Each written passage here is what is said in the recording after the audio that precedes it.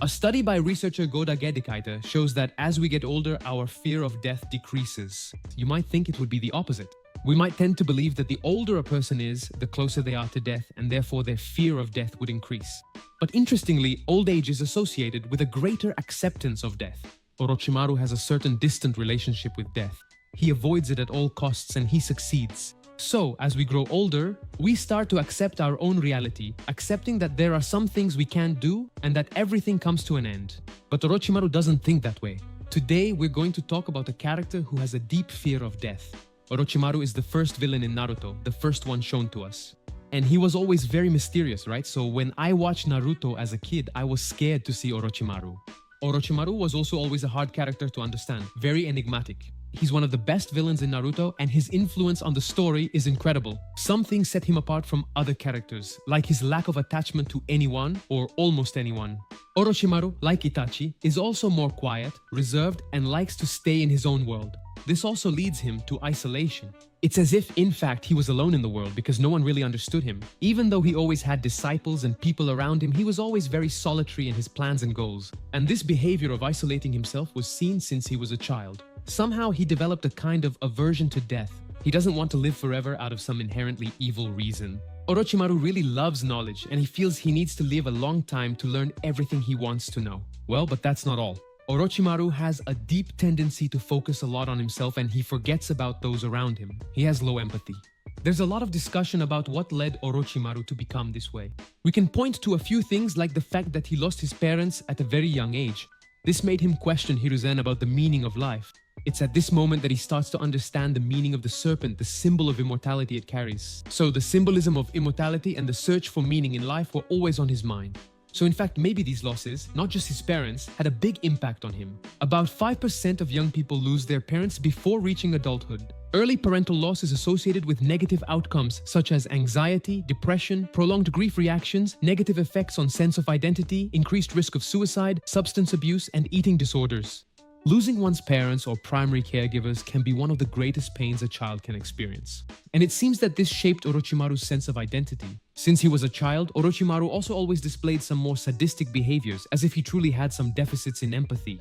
Another point that seems to have influenced him a lot was witnessing Nawaki's death and, consequently, Tsunade's suffering over his loss. So just like what happened with Itachi, the environment of wars also seems to have influenced him a lot.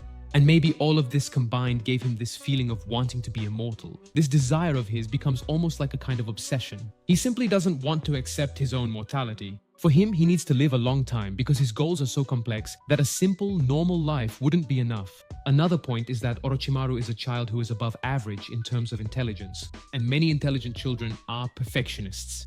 Because they're able to do well, they start to believe they must perform every task perfectly. They can get upset over small mistakes, always focusing on what's wrong instead of what's right. And Orochimaru has always had a big deficit when it comes to relating to his peers. It was as if he didn't fit in with people his own age. Some children display different behaviors compared to their peers. Some don't adapt, are highly focused on unusual interests, or seem more distracted or inattentive than others their age, as is the case with Orochimaru. These characteristics can be traits of giftedness, or they may be signs of an emotional problem. In some cases, such as attention deficit hyperactivity disorder, ADHD, or autism spectrum disorder. And in fact, Orochimaru, in a hypothetical scenario, could indeed be a gifted child. He is definitely not like other people. So, combining his enormous intelligence, his personality that was extremely driven by curiosity, and the era in which he lived, full of wars and losses, all of this further fueled his goals, which were different and quite unique compared to others. We can say that the course of Orochimaru's life becomes even more specific when he joins the Anbu. There he meets two of his disciples who were important to him, both Anko and Kabuto. It's clear how he shows a certain attachment to Kabuto, as if he sees a bit of himself in him. And the two are quite similar. Both are curious, both have this need to belong to something greater. They're very connected, and Orochimaru notices this. This is a trait that Orochimaru uses a lot in the anime, attracting people, but I'll talk more about that in a bit. Orochimaru is also quite pragmatic. You probably remember the classic scene where he, Jiraiya, and Tsunade meet Nagato's group, Nagato, Yahiko, and Konan.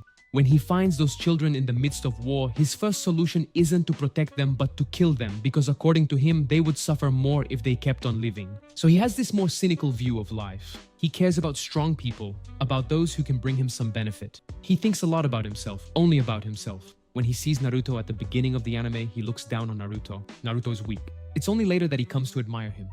But this fear of death is the main point. Orochimaru asks Hiruzen if he will see his parents again, and the Leaf Hokage doesn't know the answer to that question. And it turns out that the way we think about death can affect how we act and think in our daily lives.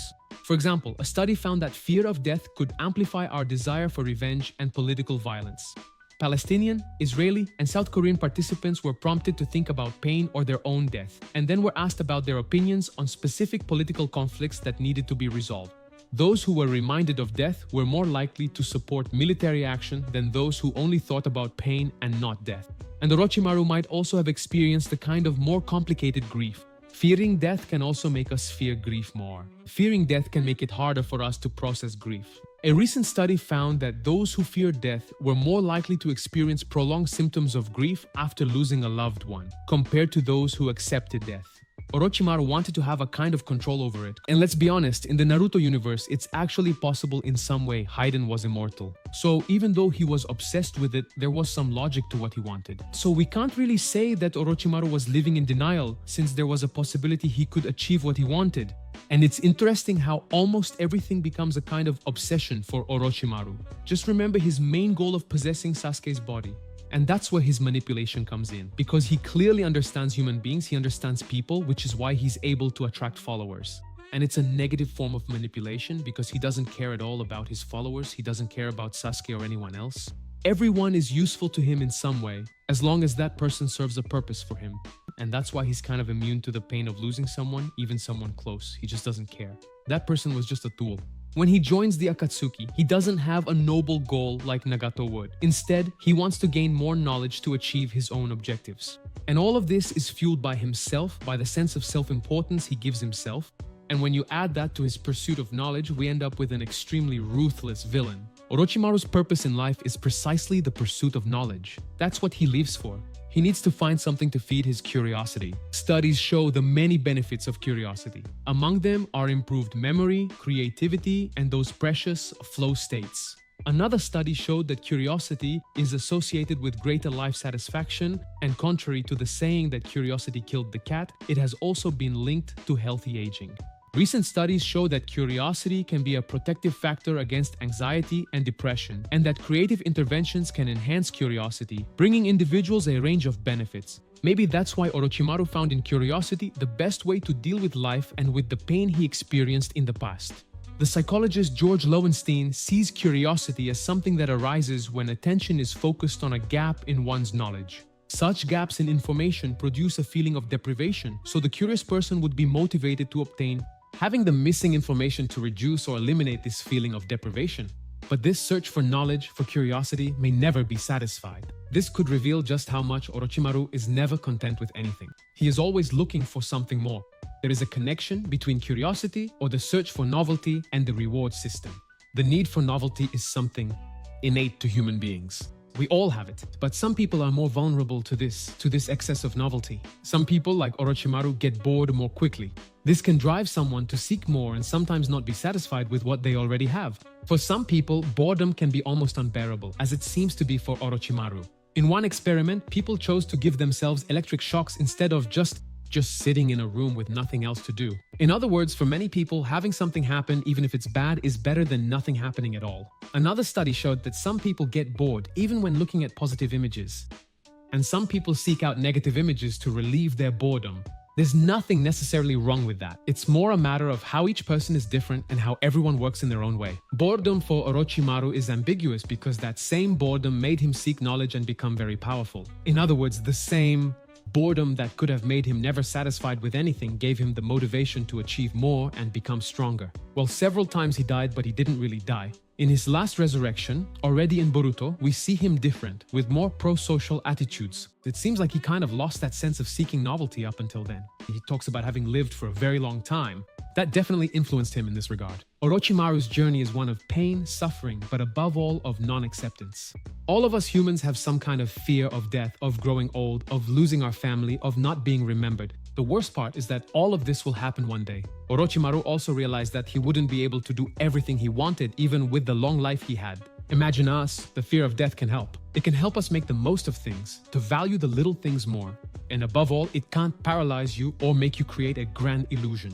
Because as Mark Twain used to say, the fear of death comes from the fear of life. A man who lives fully is prepared to die at any moment.